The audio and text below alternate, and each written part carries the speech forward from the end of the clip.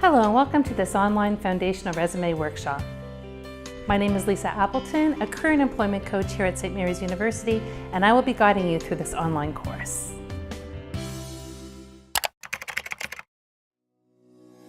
So what you will learn during the course of this workshop are the foundations of good resume creation, which can be and will be built upon and improved over your time at St. Mary's and as alumni.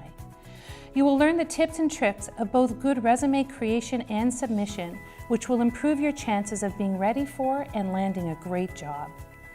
The key selling aspects of the resume include the profile, the highlights or key qualifications, your accomplishments, which we'll put under your work or volunteer history, and a strong cover letter.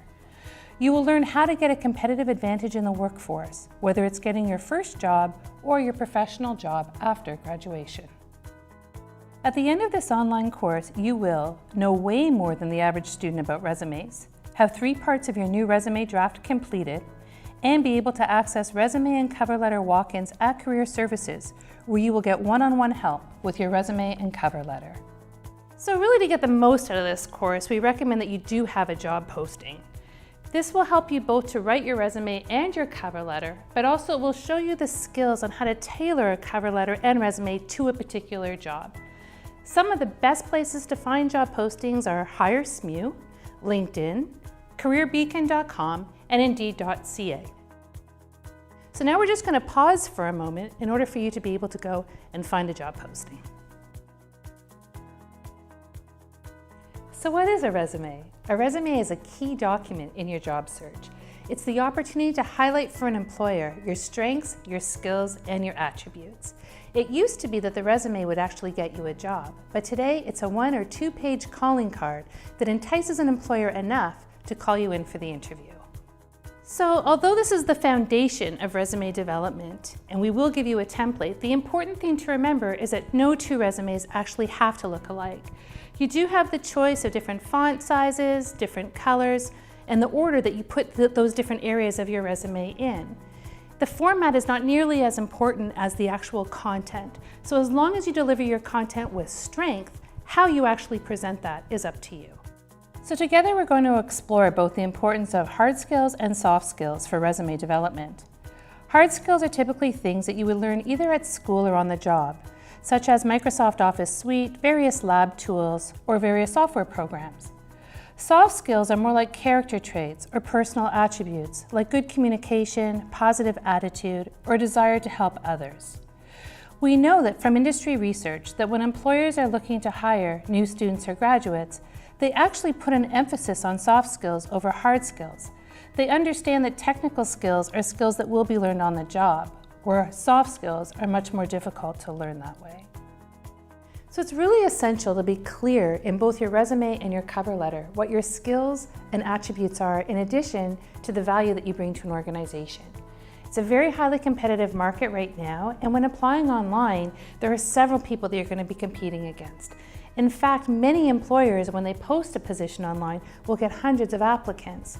The way that an HR person or a hiring authority will choose which applicant is actually the best one for the role will be which person can best align themselves with the job posting and what that organization is looking for. So it's really important to remember that there are many different ways to approach your job search. There's using online job boards, there's using face-to-face networking, there's talking to recruiters, and there's using social media platforms.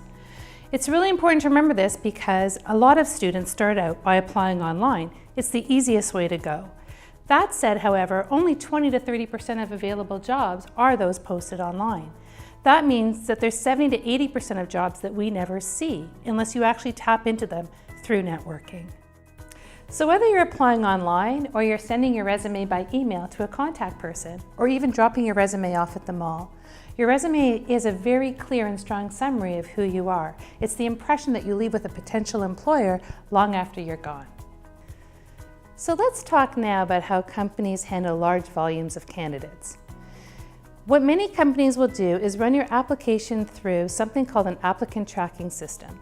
This is a computer system that's actually keyword responsive, and that's why it's so important when you're applying to actually go to the job posting and pull those keywords and weave them into your cover letter and your resume. These applicant tracking systems will also narrow down candidates often by putting up a survey, a questionnaire, or an aptitude test to ensure that the candidates that they're putting through to the actual hiring authorities or HR people are those that are most qualified. One really important thing to know about applying online as well is that many of these tracking systems actually do not read images. So some really key things to remember is to be sure that you apply in a Word document. Do not include images, graphs, or tables. If you have those in your resume and they go through the tracking system, then your resume will often be overlooked. The last thing to know as well is when you are applying online to job boards such as Indeed, go in periodically and refresh your resume. This ensures that your resume will continue to move to the top of the pile and will be most visible for employers. So now we're going to look at some tips and tricks to help you write your resume. And here are some general resume tips. First, your resume is actually a marketing document. Think about it as a representation of who you are, what you've done, both in your work and volunteer experience, your education, and the value that you can bring to an employer. Second, resumes on average are 2 pages in length in Canada, but if you only have 1 page, that's fine too. And third, the most powerful part of any resume is in the top half of your resume, the profile and the highlighted skills. All the most important information that an employer would want to know should be there. And now for some formatting tips. Less is more. Too many bullet points and sentences are hard to read. Use 3 to 5 bullets per section. This makes every word count. Leave lots of white space as well. Use bold or use your design effectively. Too many fonts or word cramming, these make resumes hard to read. Also, don't use a Microsoft Office template, even though it's very tempting. It's hard to edit later, so use your creativity and design something in Word. And now for some content tips.